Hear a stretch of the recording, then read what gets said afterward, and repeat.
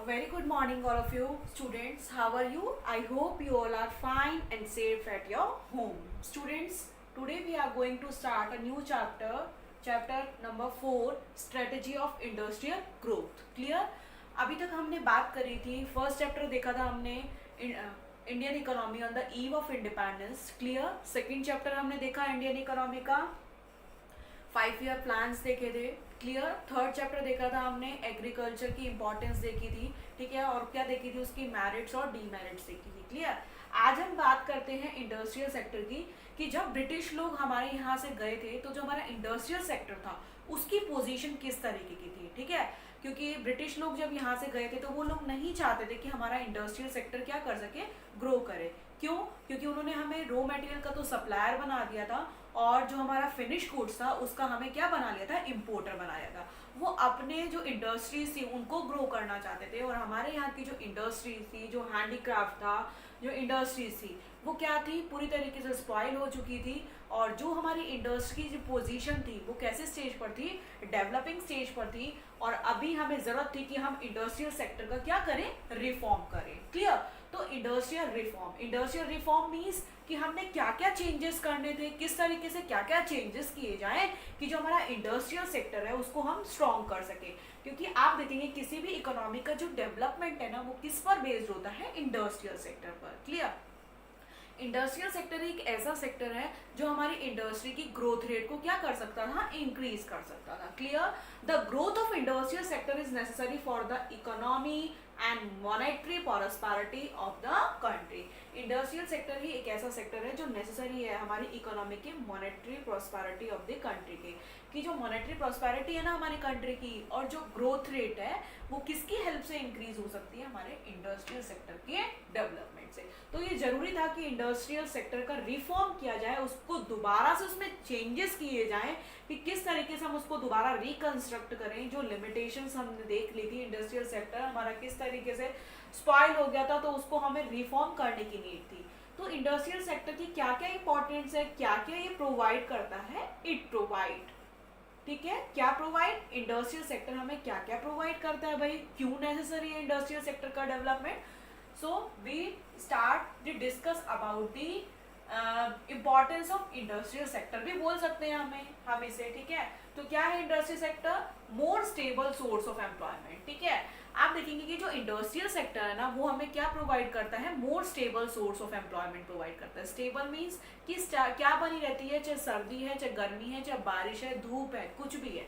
ठीक है, industrial sector क्या है, ऐसा सेक्टर है जिसमें हमें स्टेबल सोर्स ऑफ एम्प्लॉयमेंट मिलता है. आप एग्रीकल्चर सेक्टर में देख लो कि कुछ क्रॉप्स ऐसी होती हैं जिनका आपने 2 या 3 मंथ्स वर्क किया और उसके बाद फिर आप आधे समय क्या बैठे रहते थे, अनएम्प्लॉयड हो जाते थे. क्लियर? लेकिन इंडस्ट्रियल सेक्टर एक ऐसा सेक्टर है कि जो हमें क्या प्रोवाइड कर सकता था, मोर स्टेबल सोर्स ऑफ एम्प्लॉयमेंट. क्योंकि क्या बनी रहती है, इसमें स्टेबिलिटी बनी रहती है. इंडस्ट्रीज हो चाहे कुछ भी हो, चाहे सर्दी आ जाए, धूप, गर्मी, बारिश, कुछ भी हो, लेकिन इसका सीजन कैसे रहता है, 12 मंथ. ठीक है, तो ये क्या है, हमें क्या प्रोवाइड करता है, more stable source of employment. So it provides more stable source of employment. Clear? Next one is promote modernization.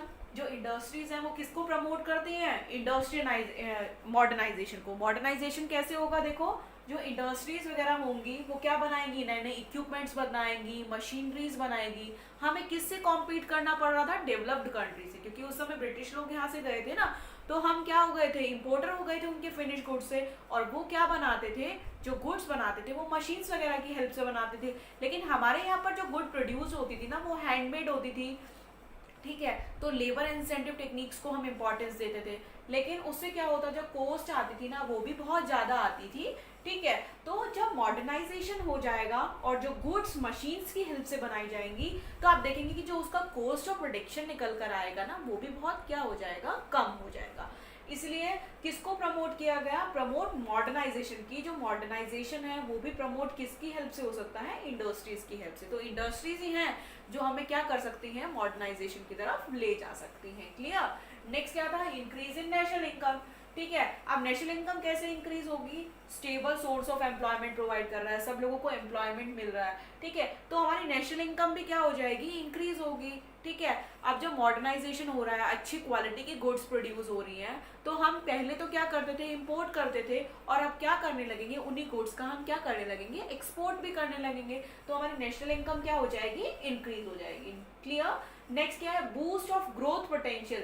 जो हमारी इकोनॉमी की जो ग्रोथ रेट है वो भी किससे इंक्रीज हो सकती है, हमारे इंडस्ट्रियल सेक्टर से, क्योंकि हमें पता है कि उस समय इंडस्ट्रियल सेक्टर ही एक ऐसा सेक्टर है जो stable source of employment provide कराएगा।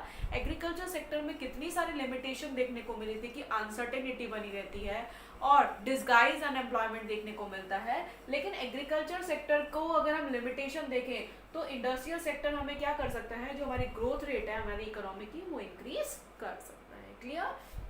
नेक्स्ट क्या था, इंक्रीज एक्सपोर्ट। अब हमारे जो एक्सपोर्ट को भी इंक्रीज कर सकते हैं ना, वो हम किसकी हेल्प से कर सकते हैं, इंडस्ट्रीज। क्योंकि पहले जिन्हीं गुड्स का हम क्या करते थे, इंपोर्ट करते थे, आज उन्हीं गुड्स को हम अपनी कंट्री में प्रोड्यूस करने लगे हैं, तो हमारे एक्सपोर्ट भी क्या हो गए हैं, इंक्रीज हो गए हैं with the help of industrialization. Clear. So now next one is modernize agriculture. Modernize agriculture कैसे होगा कि जो मशीन, इक्विपमेंट, ट्रैक्टर जो बनाए जाएंगे वो सारे कहाँ बनाए जाएंगे, इंडस्ट्रियल सेक्टर में तो बनाए जाएंगे। क्लियर। तो मॉडर्नाइज एग्रीकल्चर भी करना है तो कौन हेल्प करेगा, हमारी इंडस्ट्री, क्योंकि जो ट्रैक्टर, जो इक्विपमेंट्स बनेंगे वो कौन से सेक्टर में बनेंगे, इंडस्ट्रियल सेक्टर में। तो एग्रीकल्चर को भी मॉडर्नाइज करने में हमारी कौन हेल्प कर रहा है, industrial sector. Clear. So these all are the merits or importance of industrial sector. Clear. Now we see the public sector in industrial development. Public sector he role क्यों प्ले कर रहा था इंडस्ट्रियल सेक्टर में, क्यों public sector की importance देखी गई थी, प्राइवेट सेक्टर को हमने क्यों नहीं दिया था कि प्राइवेट सेक्टर भी कर सकता था इंडस्ट्रीज का डेवलपमेंट। लेकिन कुछ ये रीजंस थे, इनकी वजह से हमने जो इंडस्ट्रियल सेक्टर है ना उसका डेवलपमेंट के लिए हमने किसको इंपॉर्टेंट माना था, पब्लिक सेक्टर को। क्यों, क्योंकि पब्लिक सेक्टर ही एक ऐसा सेक्टर है जो किसकी एक्सपेक्टेशन नहीं करता, रिटर्न की एक्सपेक्टेशन नहीं करता, और वो किसके मोटिव पर वर्क करता है, सोशल वेलफेयर के मोटिव पर वर्क करता है। लेकिन जो प्राइवेट सेक्टर है उसको क्या चाहिए होता है कि अगर उसको पैसा तो वो लगा देगा, लेकिन उसको हैंड टू हैंड क्या चाहिए होता है, रिटर्न चाहिए होता है। लेकिन उस समय हम प्री मैच्योर स्टेज पर थे ना, जो हमारा इंडस्ट्रियल सेक्टर था वो कैसी स्टेज पर था, प्री मैच्योर स्टेज पर था। उसमें हमें क्या करना था, बहुत सारा इन्वेस्टमेंट की नीड थी, और इन्वेस्टमेंट होगा लेकिन रिटर्न कब आएगा इसका किसी को भी नहीं पता था। तो इंडस्ट्रियल सेक्टर ही, पब्लिक सेक्टर ही एक ऐसा सेक्टर था जो इंडस्ट्रीज को क्या कर सकता था, डेवलप्ड कर सकता था। तो फर्स्ट रीजन क्या था, लैक ऑफ कैपिटल। किसके पास लैक ऑफ कैपिटल थी, प्राइवेट सेक्टर के पास, कि कैपिटल नहीं था उन लोगों के पास कि वो इतना ज्यादा कैपिटल इन्वेस्ट कर सके, और इन्वेस्ट भी कर देंगे तो उनको क्या चाहिए, रिटर्न चाहिए। अब वो रिटर्न वो कैसे भी ले, तो प्राइवेट सेक्टर का मेन मोटिव क्या होता है, प्रॉफिट अर्न करना। वो किसके बेस पर वर्क करते थे, प्रॉफिट के बेस पर, लेकिन वो सोशल वेलफेयर को नहीं देखते थे। तो लैक ऑफ कैपिटल था, कैपिटल नहीं थी, इसलिए पब्लिक सेक्टर ही एक ऐसा सेक्टर था जो हमारी इंडस्ट्रीज में पैसा इन्वेस्ट कर सकता था। नेक्स्ट क्या है, लैक ऑफ इंसेंटिव्स। आप देखेंगे कि प्राइवेट सेक्टर के पास इंसेंटिव्स क्या थे, बहुत ही कम थे। ठीक है, एक बात होती है डेवलपिंग और दूसरा होता है डेवलप्ड। डेवलपिंग का मतलब क्या हो रहा है कि हमारी कंट्री अभी क्या हो रही है, डेवलप हो रही है, उसमें नीड है कि पैसा क्या किया जाए, उसमें इन्वेस्ट किया जाए। लेकिन डेवलप्ड क्या होता है, डेवलप्ड वो होता है जो पूरी तरीके से डेवलप्ड हो गए हैं, उनके आगे अब इन्वेस्टमेंट की नीड नहीं है। तो लैक ऑफ इंसेंटिव थे, प्राइवेट सेक्टर के पास इतना पैसा नहीं था कि वो क्या कर सके, इन्वेस्ट कर सके। इसलिए किसकी इंपॉर्टेंस थी मेन, कि इंसेंटिव किसके पास मिल जाएगा, पब्लिक सेक्टर के पास, कि पब्लिक सेक्टर क्या कर सकता है, इंडस्ट्रीज को अच्छे से ग्रो कर सकता है। क्लियर। नेक्स्ट क्या है, सोशल जस्टिस। ये जो मेन मोटिव था ना सोशल जस्टिस का, वो किसका होता था, पब्लिक सेक्टर, क्योंकि पब्लिक सेक्टर ही एक ऐसा सेक्टर है जो सोसाइटी के वेलफेयर को देखता है। ठीक है, अनजस्टिस नहीं करता है किसी के भी साथ। ठीक है, तो पब्लिक सेक्टर सोसाइटी को क्या करेगा, आप देखेंगे बहुत सारी राशंस की शॉप है, राशनिंग शॉप्स है ना, कि जो आप देखेंगे कि जो फूड ग्रेन्स हैं, जो हमारे पुअर पीपल हैं, उनको कम प्राइसेस पर क्या कराती है, प्रोवाइड कराती है। क्या आप कोई प्राइवेट सेक्टर ऐसी इंडस्ट्री खोल के बैठा है क्या प्राइवेट सेक्टर सोशल जस्टिस कर रहा है, वो तो क्या करते हैं, अनजस्टिस करते हैं हमारे साथ, क्या करते हैं, हमारा एक्सप्लॉयटेशन करते हैं। वो चाहते हैं कि हमें कैसे हमारा प्रॉफिट क्या हो, इंक्रीज हो। क्लियर। नेक्स्ट क्या है, डेवलपमेंट ऑफ इंफ्रास्ट्रक्चर। इंफ्रास्ट्रक्चर में क्या आ जाएगा, रोड्स आ जाएंगे, dams, banking, communication, water, electricity facility, health care facility. तो ये हमारे इंफ्रास्ट्रक्चर को भी डेवलप करने में हमारी कौन हेल्प कर सकता था, पब्लिक सेक्टर, क्योंकि पब्लिक सेक्टर के पास ही इतना पैसा है जो इन इंफ्रास्ट्रक्चर के जो भी सोर्सेज हैं उनमें इन्वेस्ट कर सके. So these all are the reason कि why public sector is necessary for the industrial growth or industrial development. Okay, now we see the industrial policy revolution. What is industrial policy revolution? कि 1956 में, अब 5 year हो गए थे, तो हमने सोचा कि इंडस्ट्रीज को किस तरीके से ग्रो किया जाए, किस तरीके से डेवलपमेंट किया जाए. तो गवर्नमेंट ने एक पॉलिसी बनाई IPR, ठीक है, 1956 में, जिसे हमने क्या बोला, इंडस्ट्रियल पॉलिसी रिवॉल्यूशन. तो what is the main objective and feature of the IPR? तो feature of IPR is increase the role of public sector. इनका जो मेन मोटिव होता था वो क्या होता था कि पब्लिक सेक्टर के रोल को क्या करना, इंक्रीज करना, क्योंकि पब्लिक सेक्टर ही एक ऐसा सेक्टर है जो हमारे जो प्री मैच्योर स्टेज पर हमारा इंडस्ट्रियल सेक्टर है, जिसकी ग्रोथ रेट बहुत ही कम है और ये अभी कैसे स्टेज पर है, डेवलपिंग स्टेज पर है, इंसेंटिव्स की भी बहुत ज्यादा नीड है. तो कौन सा सेक्टर मेन रोल प्ले कर सकता था, public sector. Okay, so the motive of industrial policy revolution is that increase the role of public sector. Now second one is prevent the concentration of wealth from few hands. अगर public sector industrial sector को grow नहीं करता ना, तो जो हमारी concentration था wealth का वो फ्यू हैंड्स में हो जाता है. इट मीन्स प्राइवेट सेक्टर का अगर दे दिया जाता जिम्मा इंडस्ट्रियल सेक्टर को डेवलप करने का, तो वेल्थ थी ना वो कुछ ही लोगों के हाथ में सिमट कर रह जाती.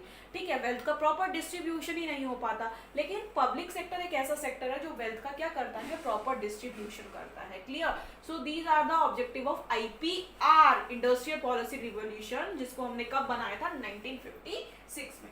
So now we see the features of IPR की. IPR के इंडस्ट्रियल पॉलिसी रिवॉल्यूशन के क्या क्या फीचर हैं, क्या क्या चेंजेस किए गए कि जो इंडस्ट्रियल सेक्टर है वो हमारा ग्रो हो सके, कैसे उसको प्री मैच्योर स्टेज से हम डेवलप्ड स्टेज पर ले जाएं, क्या क्या चेंजेस किए जाएं इंडस्ट्रियल सेक्टर में. तो फीचर क्या है, फर्स्ट क्या है, 3 टायर क्लासिफिकेशन ऑफ इंडस्ट्री.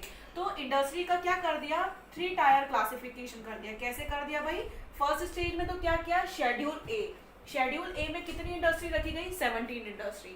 और ये 17 इंडस्ट्री का जो मेन जो डेवलपमेंट होगा ना, या इन स्टेट्स, इन सेक्टर्स में, इन इंडस्ट्रीज में जो मनी इन्वेस्ट करेगी या इन इंडस्ट्रीज को रन करेगी, वो कौन करेगी, गवर्नमेंट करेगी. ठीक है, अब इसमें कौन कौन सी इंडस्ट्रीज आएगी, लाइक एटॉमिक एनर्जी इंडस्ट्रीज हो गई, ठीक है, रेलवे से रिलेटेड इंडस्ट्रीज हो गई. तो इन इंडस्ट्रीज को किसके लिए रिजर्व रखा गया, शेड्यूल ए वाली जो 17 इंडस्ट्री थी वो किसके लिए प्रिजर्व कर दी गई, किसके लिए रिजर्व कर दी गई, वो गवर्नमेंट के लिए. क्लियर?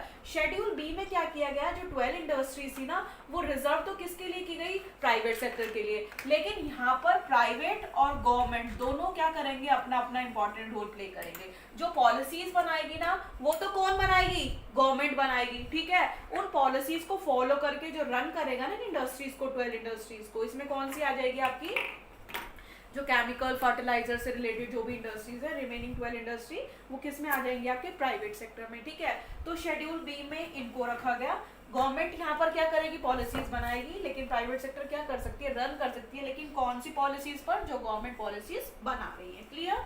नाउ शेड्यूल सी में क्या किया गया, जो रिमेनिंग इंडस्ट्रीज थी वो प्राइवेट सेक्टर के लिए फ्री कर दी गई कि अब प्राइवेट सेक्टर जो रिमेनिंग इंडस्ट्रीज है उनको इजीली क्या कर सकते हैं, रन कर सकते हैं. क्लियर? तो फर्स्ट फीचर ऑफ IPR क्या हो गया, 3 टायर क्लासिफिकेशन ऑफ इंडस्ट्री. ये हमारी कंट्री में पहली बार इंडस्ट्रीज को क्या कर दिया गया, 3 टायर क्लासिफिकेशन किया गया कि गवर्नमेंट के लिए रिजर्व कर दी, प्राइवेट के लिए रिजर्व कर दी, और प्राइवेट और गवर्नमेंट दोनों के लिए क्या कर दी, रिजर्व कर दी. Now second feature is introduction of industrial licensing. किसका इंट्रोडक्शन किया गया, लाइसेंसिंग का. लाइसेंसिंग इंट्रोड्यूस क्यों की गई कि अगर कोई एग्जिस्टिंग कंपनी या एग्जिस्टिंग इंडस्ट्री अपनी इंडस्ट्री को क्या करना चाहती है, एक्सपेंड करना चाहती है, या कोई न्यू इंडस्ट्री अपनी इंडस्ट्री को रन करना चाहती है, तो उसको सबसे पहले गवर्नमेंट से क्या करनी होगी, परमिशन लेनी होगी. और फिर गवर्नमेंट देखेगी कि आप कौन से शेड्यूल में आ रहे हो, शेड्यूल ए में आ रहे हो, बी में आ रहे हो या सी में आ रहे हो. अगर ए में आ रहे हो तो आपको लाइसेंस नहीं मिलेगा, अगर बी में आ रहे हो तो आपको गवर्नमेंट की पॉलिसीज पर रन करना होगा, और 3 में आ रहे हो तो आपको फ्रीली लाइसेंस प्रोवाइड करा दिया जाएगा. ठीक है, तो क्या किया गया, second, introduction of industrial licensing. Licensing सबके लिए क्या कर दिया गया, कंपलसरी, कि अगर हमको इंडस्ट्री रन करनी है तो सबसे पहले गवर्नमेंट से क्या करनी होगी, परमिशन लेनी होगी. Clear? Now third feature of IPR is industrial concession.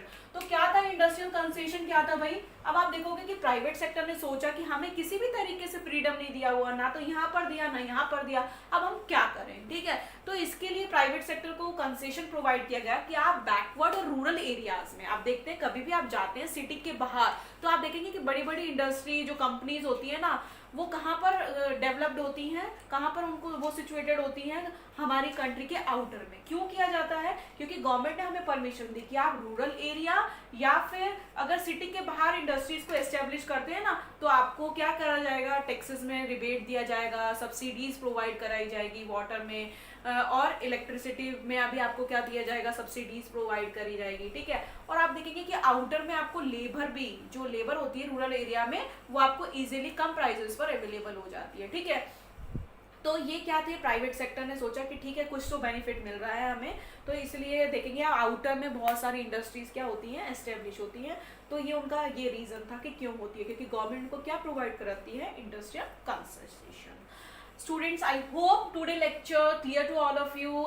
आज हमने अपना नया चैप्टर स्टार्ट किया है, उसमें हमने देखा है कि इंडस्ट्रियल सेक्टर की क्या पोजीशन थी, कैसे जो ब्रिटिश लोग थे हमारी इंडस्ट्रीज को पूरी तरीके से स्पॉइल कर गए थे, क्यों उसको रिफॉर्म करना जरूरी था, क्योंकि इंडस्ट्रियल सेक्टर ही एक ऐसा सेक्टर है जो हमारी इंडस्ट्री को, जो हमारी इकोनॉमी की ग्रोथ रेट को क्या कर सकता है, इंक्रीज कर सकता है। Clear student? Tomorrow we will continue our next topic in our next class. Thank you. Have a nice day, student.